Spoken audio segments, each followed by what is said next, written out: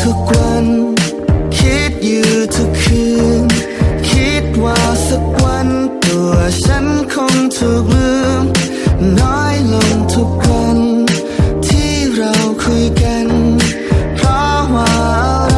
เธอถึงได้เปลี่ยนไปคิดถึงคิดถึงเธอคิดถึงคิดถึงเธอรู้บ้างไหม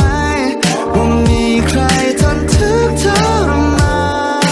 นอยากรู้เพียงว่าความคิดถึงของเธอกับฉันมันเท่ากันหรือเปล่าถามจริงๆว่าใจเธอเปลี่ยนไปหรือเปล่าฉันไม่คิดไปเองใช่ไหมความคิดถึงที่ฉันได้เคยส่งไปไม่เคยจำเธอเลยยังนึกถึงวันนั้นวันที่เราหัวเราะกันไม่เคยลืมรอยยิ้มเธอสักครั้งจำได้ไหม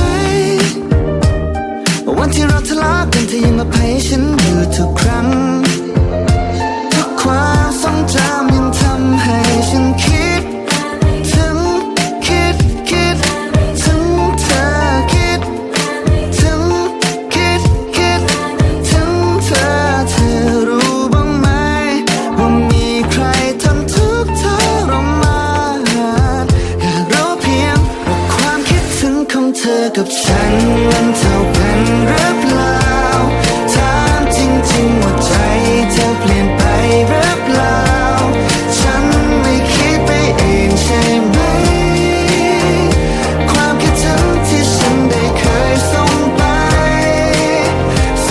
ได้เพียงในความทรงจำที่มีเราเรื่อยมา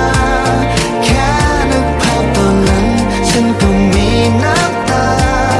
รู้บ้างไหมว่าเจ็บแค่ไหนความคิดถึงที่ฉันได้เคยส่งไปไม่เคยจำเธอเลย